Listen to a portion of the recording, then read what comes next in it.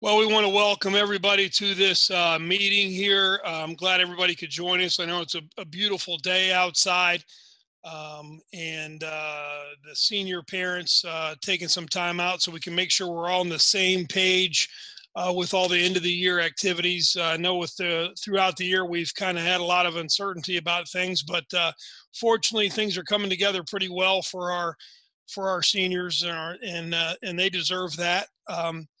So I'm going to go over some important dates. You may already have these. We sent a mailer out last Thursday. I know mail takes a little bit longer, but you should get a hard copy of this. Plus, you can find this information on our website, as well as this recording will be on there too. So if you have a friend or a neighbor that didn't get a chance to see it, it'll be there. And then at some point here in a few minutes, we'll open up the chat to people so you can ask any kind of questions you want to ask. I want to start by just saying that we started planning the end of the year activities. We usually start planning the end of the year activities right around for the next year, a whole year in advance. So this year we had to wait a little bit to see how things were rolling out for us. And in the fall, we went ahead and started making some plans in hopes that things would work out to where we could provide as many opportunities for our seniors as possible, while at the same time following the guidelines, recommendations, being as safe as possible. And I know that even from this point on, some of those guidelines or recommendations may change, but at some point you got to make decisions. And we were very intentional about the plans that we've put together and the decisions that we've made. And I think they're a good plan, and it's going to give our families and students a good opportunity to celebrate the class of 2021. So first off, want to talk about some important dates, and then we'll kind of go through some of the bigger ones to make sure people have a good understanding of those things. So May is next week, hard to believe that, and May 5th we're going to be passing out caps and gowns under the clock, which is right outside my office here in the senior hallway. We'll be doing that during Acorn time, which is like homeroom. Before lunch and then through lunch. So we'll make sure everybody has their cap and gown. Students will also get a gold face covering with that, so they can all look uniform in their caps and gowns at graduation. So students need to have all their fees paid. So that's a big reminder for all of us busy parents. If you want to check with Mrs. Shirk in the book room, please get those fees paid. Otherwise, instead of a cap and a gown, they'll get an invoice. And of course, if there are students that have financial needs, we'll take that into consideration, and everybody's going to get a cap and gown. But we do need people to pay fees before May 5th. The May 12th is when we're going to do our class cookout and college banner on the front lawn. So we'll be keeping that tradition with that and doing it in a socially distanced, safe way, taking small groups of students with their college banners. So if your son or daughter hasn't made their sign that says Miami University on it, or whatever college they're going to, or if they're going into the military, gap year, whatever they're doing, they can put it on their sign and have that ready for that day. And we'll do small groups of students, and then as well as we're going to try to do a socially distanced large group if possible. May 13th, we call that the last day for seniors, but that's not really a last day. That's just the last day they're kind of in class formally for classes. There could be students that have to do makeup work after that. We have senior exam times for them. Most kids are exempt from their senior exam, but there may be some kids that decide to take a senior exam because they want to bring their grade up even more. Or the teacher can require it. So on May 14th, we are going to do a processional video, and I'll talk a little bit more about that in a minute, but that'll be something we do after school, and it'll be in 10-minute increments with small groups of students kind of coming out of the front of the high school. I'll tell you a little bit more about that in a minute. Community service days, the seniors usually go out. It's a great tradition where they go out, they work in the community all across the Dayton area. Food pantries, they work at the Cox Arboretum, they work at many different places in order to help our community and teach our students about the importance of service, which I know many of them have experience with, and that's always been a positive thing. With COVID, we're just going to have limited amounts of kids leaving campus, but we are going to do a beautification of the front lawn where we've been involving the senior students. Mrs. Ostick's been helping out a lot, Mrs. Blind and Mrs. Peters. So we're going to the kids are going to be doing a lot of really great work. We're getting some new landscaping put in. It should brighten up the place out there, freshen it up. May 18th, we're going to be doing senior academic awards, and those start at 6:30, and those are virtual. So we're doing those virtual again. We got a positive feedback on those, and again, we're doing that because of COVID. And having a place to do that in a safe way. Best way to do that is to do that virtually. So we're in the process of putting that together. The senior breakfast, we have some senior parents that are working on that. That's May 21 on Friday morning outside at the Alumni Plaza here. Students will get some breakfast there. We'll have some teachers talk. Mr. Lane talks, Mrs. Ostick talks. We talk to them about some of the important things like graduation and baccalaureate that are happening in the next couple days after that breakfast. And we also give them all their stuff that they've gathered in their file and some really cute things all the way from when they were in kindergarten. If they happen to be here at Lang, there's a video that they were all recorded. There's pictures they drew. They wrote where they thought what they wanted to be when they grew up. So those are all exciting things for the kids to look at. They haven't seen those, have been in a time capsule. May 21st, last year we couldn't have baccalaureate. We've always had that for 90 plus years at Westminster Presbyterian Church. So they're still not having in-person services. And baccalaureate is a non-denominational religious event where you're celebrating our seniors. It is a non-school event. This is a church sponsored. This is sponsored by Westminster Presbyterian Church, and it's also sponsored by, this year, Lutheran Church of Our Savior, which is up here on Thruston. So we're really happy to have them as our partner this year. Their pastor is going to be our guest speaker, and we are going to be outside for that event. The students will have rehearsal on that Friday on the 21st, and then we will have on Sunday on the 23rd, we will have the actual baccalaureate outside. There'll be groups of 10 chairs because you can sit in groups of 10, and then each group of 10 will be separated by 6 feet. And it'll be kind of on the back side of the church where there's a patio and some space for that.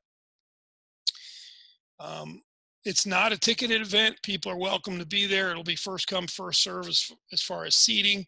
But there'll be a one-way entrance and a one-way exit. And we'll have hand sanitizer. Everybody will need to wear a mask. Our students will wear their caps and gowns. Again, it's an optional event. If they choose not to participate, that's totally fine. On May 21st at 5 o'clock, back due to popular demand, the parade will be occurring. Last year, first time to give our students a chance to be seen by our community and our parents. We had a parade that started at Lane, went up Shantz, went down Schaefer, a few blocks past the Delwood, and then did a U-turn and came back, and then eventually ended up back at the high school. So we're going to be doing that parade again. We'll line up at 4. And the parade will start at 5. And all that's required is that the students are there. with their graduation gowns. They feel free to decorate their cars, and we just ask that at least one parent be in the vehicle and that a parent is driving so the graduate can focus on waving and celebrating and doing that. So that's a really fun event, and that gives everybody in the community an opportunity to recognize our graduates. They'll drive by Schaefer, where we'll have our senior portrait, our seniors pictures of each senior there in the boulevard with information about that student in their picture. And that's sponsored by our PTO. So we want to really thank them for doing that. It's a really nice thing. And then after graduation, that'll be up the 16th, I believe, until the 25th. And after the 25th, we'll take those down, and parents are free to get their son or daughter sign and put those in their yard. A lot of people did that last year. Again, baccalaureate's on the 23rd. I do want to remind people that baccalaureate is outside and there will not be restrooms available. So kind of plan for that. And there will also be very limited parking. There may be some limited handicap parking, but outside of that will not be parking there at the church. So people need either to be dropped off or, walk or park somewhere on the street in that area, but there will not be parking and there will not be restrooms. May 25th is the commencement practice, and that'll be at 1:30. Normally we do that at the venue, but due to COVID, we're limiting the amount of people that are in that facility at University of Dayton. We'll be doing that practice here in the auditorium. We're just going to replicate the seating and the process so the kids have that practice. And then commencement is on May 25th at the University of Dayton Arena at 7 o'clock. And we're really happy. We met with the University of Dayton and really agreed on this location in the fall. And really with the idea that we didn't know if we'd be able to have an in-person graduation or not. We thought at a minimum we'd be able to have the students there and then live stream the event. Really, that was at least we knew that much, which was more than last year's graduating class. And then this year, with it being at the University of Dayton, we just found out just a few weeks ago that we are allowed to have parents attend, and how that would work, friends and family to attend that graduation event. And just know that we had a lot of different options. We had a plan A, B, C, and D that included UD Arena, outside of the high school, the front lawn, Lane Stadium, Matt Cummins Stadium, the Dayton Dragons Stadium, as well as several other locations if UD Arena didn't work out. But UD Arena is working out. And we don't have to worry about weather, which is a good thing. I've done a graduation in the past where the lights went out because the power went out and there was a storm outside. And so, weather can be an issue with graduation.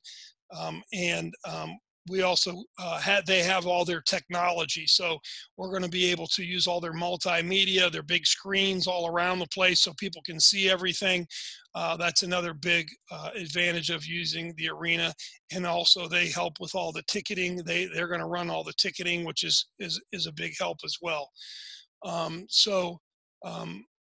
going to go back here and now and talk a little bit about a little bit more about graduation so people have a clear understanding of that.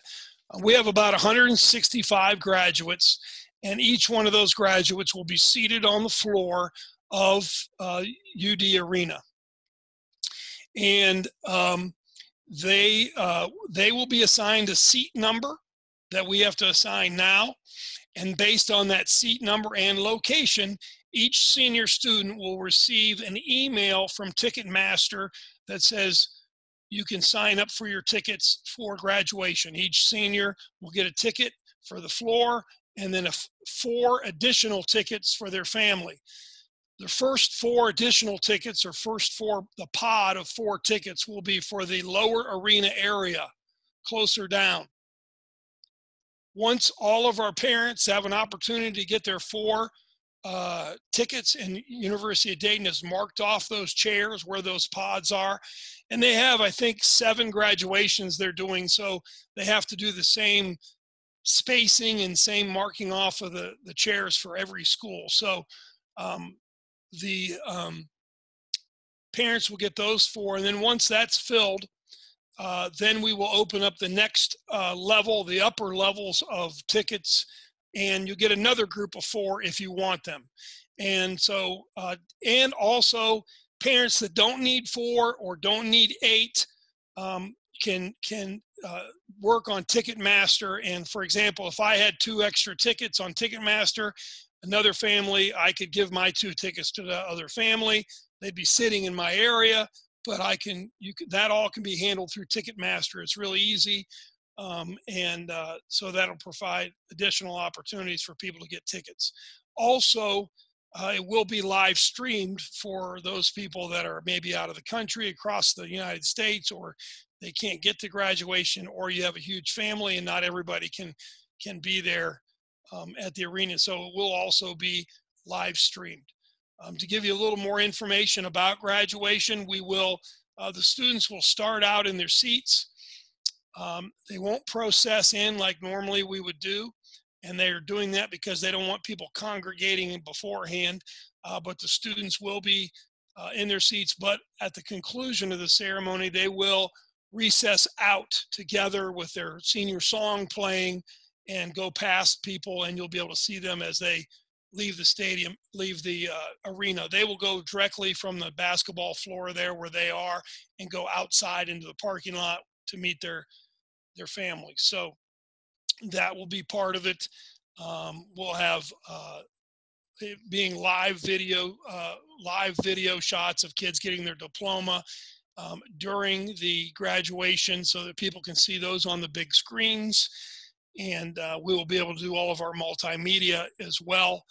We will not be able to have any live performances except for 1 student doing the national anthem and 1 student singing the alma mater. But we can do video recordings like we did last year of students. And we're also doing live performances at baccalaureate. So we may have more of our kids perform at baccalaureate this year if they want to do it live. So that is, I think, the extent of it. And that is how it's all going to work. And I think it's going to be a wonderful weekend, starting Friday with the parade, going through baccalaureate, and ending on Tuesday with commencement for the class of 2021. So with that, I will open it up for questions. I believe you'll be able to put those in the chat. And the chat is open. Dr. Waller, I do want to make an announcement, if you don't mind, that Laura Lee John had asked us to make an announcement tonight. If possible, we wanted to ask if any of the senior parents were interested in donating for the prom raffle. You can do that via Sign Up Genius that can be found in the messenger that was sent out last week. So if you have any questions, you are welcome to give Laura Lee John a call, and we can give you her number. I guess she doesn't mind. Laura Lee John is the one that you would call, 937-307-0143, in case you have any questions about donating for the prom raffle. Okay. And then Dr. Waller's sharing those dates with you. We do have a chat, so let me pull that up for you. It just says the chat is open for questions. You must have done a really nice job with Dr. Waller of explaining everything.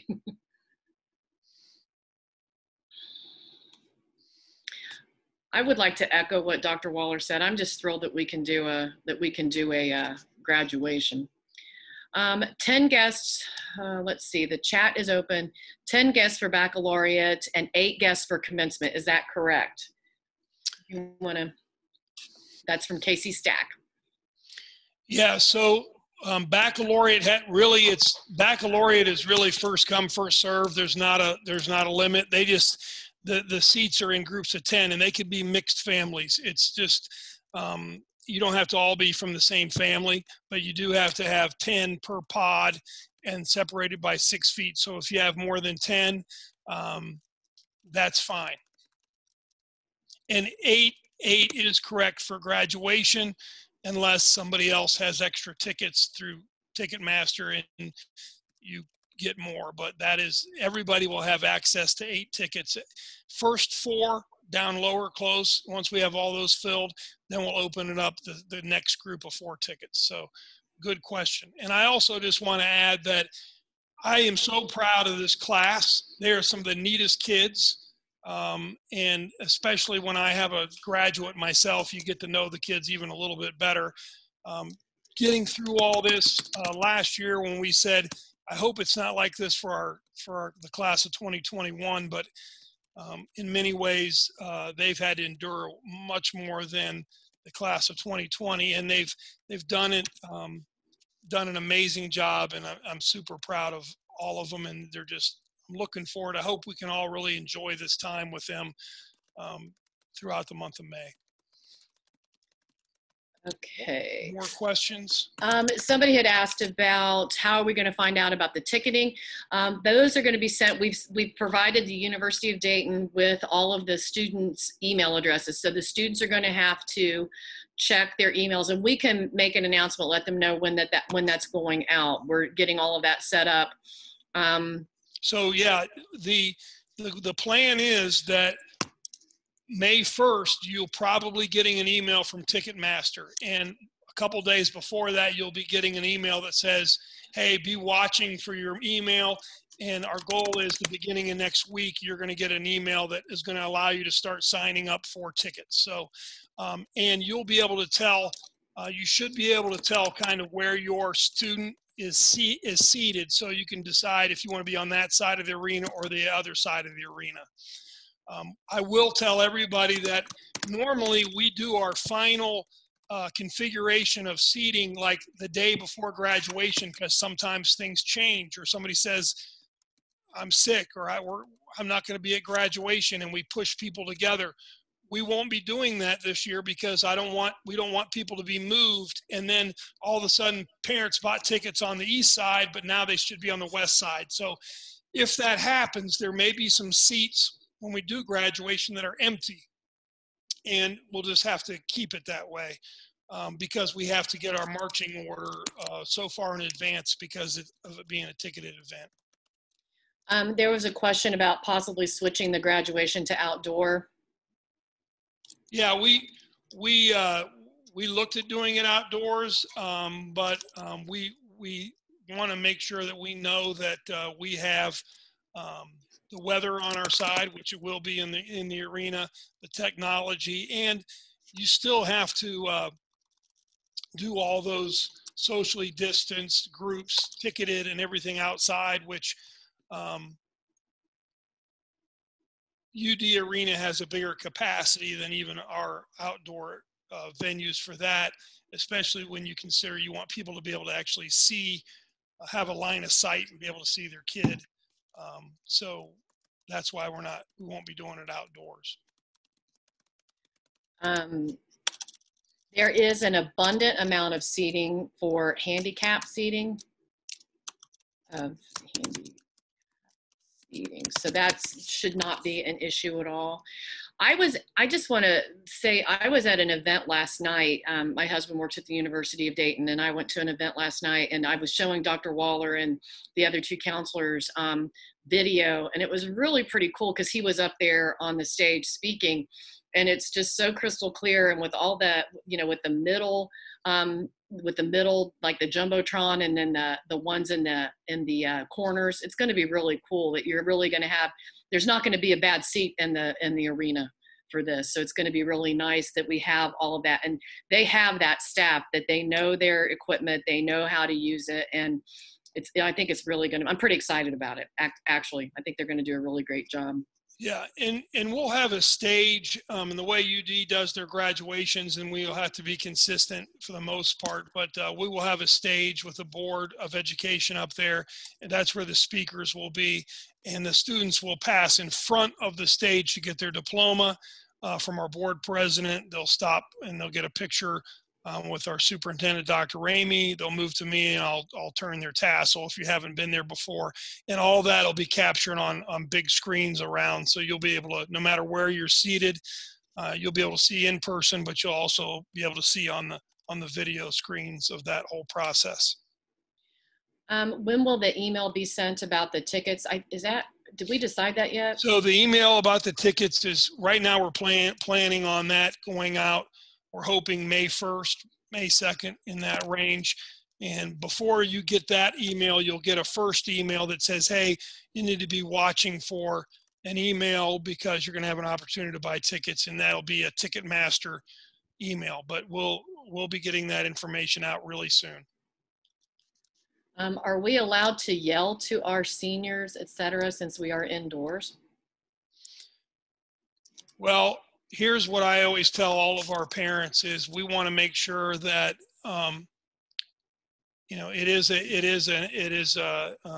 it's a ceremony. So typically you don't want to have a lot of yelling going on.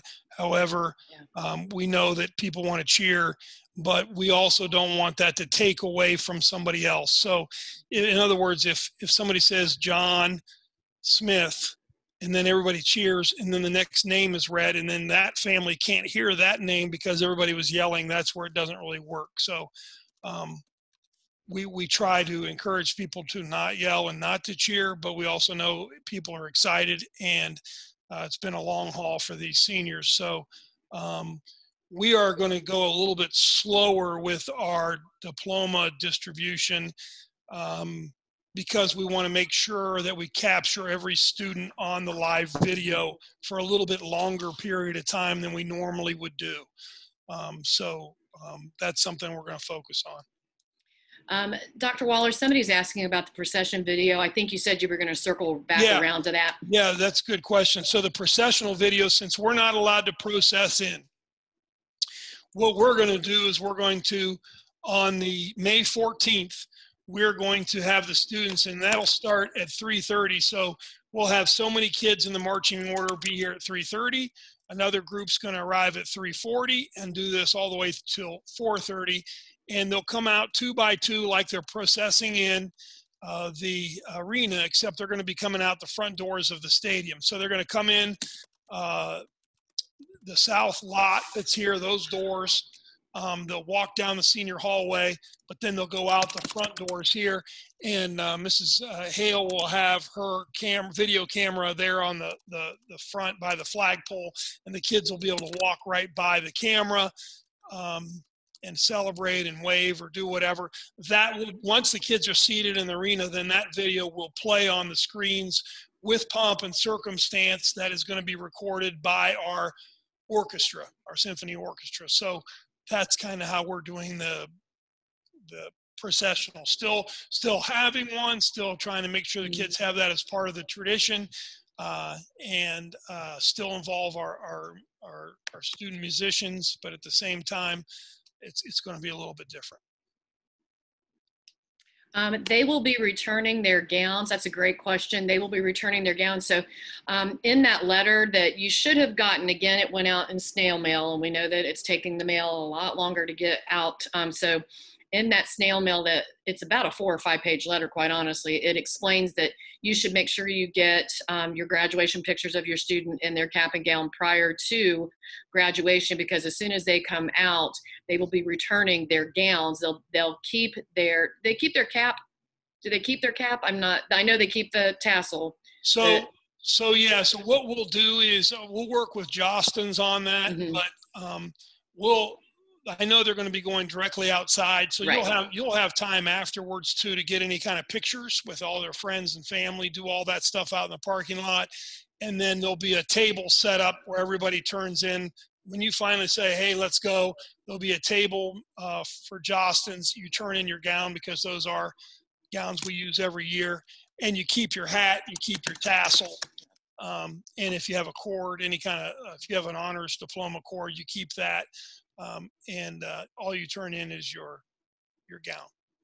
Would you maybe just one more time explain the difference? Some people are seeming to have some questions about, there's a 10-person limit for baccalaureate, but then there's 8 for, so maybe probably worse since this is so new, going through this one more time with the number that people can bring to baccalaureate and graduation.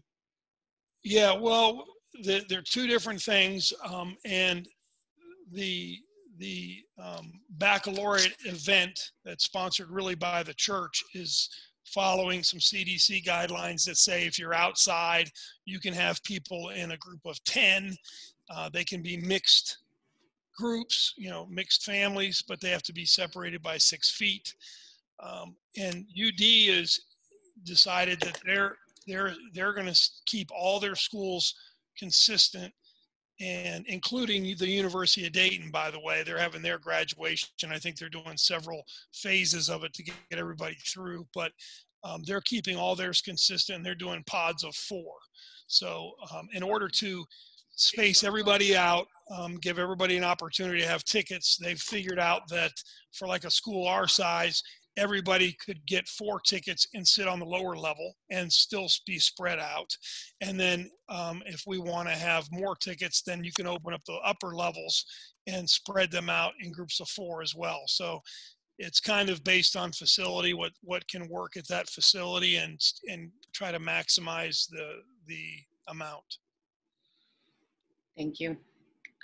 What time do the seniors need to be there on graduation day? It's usually 6:15. Is it about 45 minutes before? Doors will open. Yeah, that'll be on the letter, but graduation starts at 7, and I think we usually tell them that they need to be there. I want to say 6, but I'll double check that. Yeah. And we'll make sure that we're telling them. The info for the banner day: should each student bring a banner of their university on that day? Students get together, like all the kids who maybe are going to the University of Dayton, they may get together and make their own banner.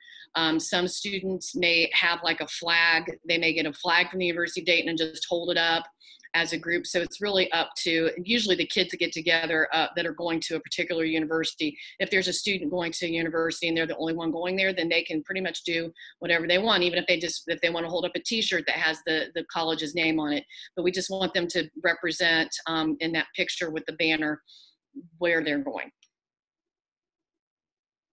You're welcome. It's exciting that the kids get to do this year, even though it still looks a little bit different. I'm thrilled because I still feel sad for the class of 2020. They didn't get all of these opportunities, and so I'm really thrilled that with the class of 2021. And there has been a lot of discussions and planning and wanting to make sure that we're maximizing the opportunities and to make it very safe for the students. Graduation will be recorded. Baccalaureate will not be recorded, but graduation, we always record graduation. So good question. Graduation will be recorded. It's a great question. And again, we can't emphasize enough, it's going to be live streamed as well. So if you do have somebody who can't make it, or maybe just not enough tickets, then it can be live streamed as well. So that's a real plus. We've never done that before. So, we've had in the past, where we have limited tickets for graduation and it's not been live streamed. So this is a real plus. Well, that's great. Thank you for that comment. Somebody said they thought graduation at UD sounded like a great option. So thank you. Okay. I just wanted to clarify. Somebody asked what time you have to be at graduation. If you're a student, they need to be there at 6:15. So they need to be at UD Arena at 6:15, ready to go, and then we'll start lining them up pretty soon after that and getting them all. Actually, they'll all just be getting seated and getting in their seats, and then we'll go from there. So the award ceremony is virtual again this year, so there'll be information sent out from Mrs. Hale about when that's available for people to sit down and watch it. It will be May 18th, but again, it's at 6:30. It'll be virtual. So, and the daytime award also, if you have a student who's younger, the daytime awards are virtual as well. I don't think I have that date on here, Dr. Waller. I think it was Yeah, we call them the high school awards because it's 9 through 12, so it's not just a senior event, and that takes place. I'm looking behind me at all my stuff written on the wall here, but the daytime, those are at May 6th, 7 o'clock. May 6th, 7 o'clock. If you have a 9th, 10th, or 11th grader, we'll have a few things for seniors as well. That's May 6th at 7 o'clock in the evening. And that'll be virtual again, and all this will be recorded. I didn't have prom on here because I think everybody that is involved with prom knows that that's going on. It's May 15th. We were able to get Schuster Center, which is a great venue. Yeah. It's a dinner dance. So it's just for Oakwood students, just for juniors and seniors. And like Kelly said, we have some parents that are asking for donations because they still want to be able, we're not going to have an after prom, but the prizes are really awesome at after prom. And to give those kids the opportunity to win something really cool throughout the evening, that'll be something that'll be part of our evening as well throughout the dance. And let's see. It's exciting that they can do a prom too. And just remember to check on things that are class of 2021 website. We'll keep all the information updated there. Just reach out if you have any questions or rumors or don't understand something. You can always give me a call or email me or Kelly or Lori Peters here in the office. We'll be glad to help out in any way. Prom tickets will be available. They'll be selling those, I think, starting next week, and they're going to be doing that through, I think, hometown ticketing. So that's going to happen as well. I just put the number up again. Somebody had asked, which is a good sign. Somebody asked about the number again to, if they have questions about donating for the prom raffle. Again, and I put it in the chat, it's 937-307-0143, and that's Laura Lee John.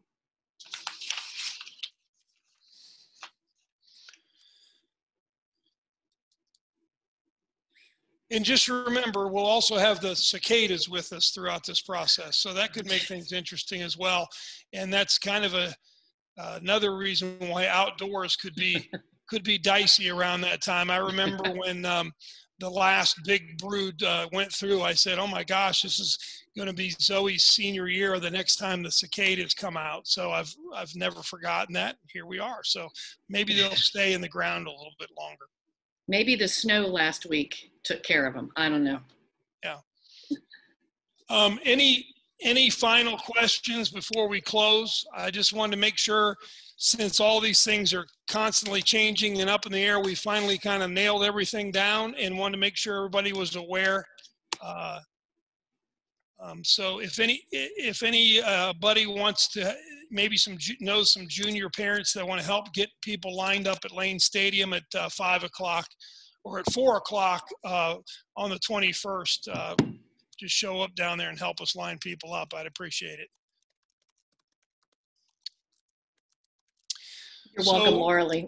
Yeah. Oh, thank you so much. Thank you. We have great parents. We have great students, great teachers, great counselors. Feel blessed every day. Just saw today that Oakwood High School was ranked number 9 in U.S. News World Report in Ohio, number 1 in the Dayton area. So always nice to get those positive accolades, but it's really just a reflection of our community and our kids. So I want to thank all of you. So I think that ties it up. For the parade, do the kids decorate their vehicles? They certainly can. Yeah, we encourage them to decorate their vehicle, but they don't have to. I mean, they are the main decoration. They just have to wear their cap and gown. That was such a huge success last year, and I know he's not going to say it, but I do want to say that was all made possible last year by Dr. Waller. It was his idea. He put all that together, so I'm really glad that it went so well and it was so well received. I'm looking forward to it again this year as well. going to be fun. It's going to be a good time. Yeah. Okay, well, I'll wait for about 10 seconds for any last question, and then we'll shut it down.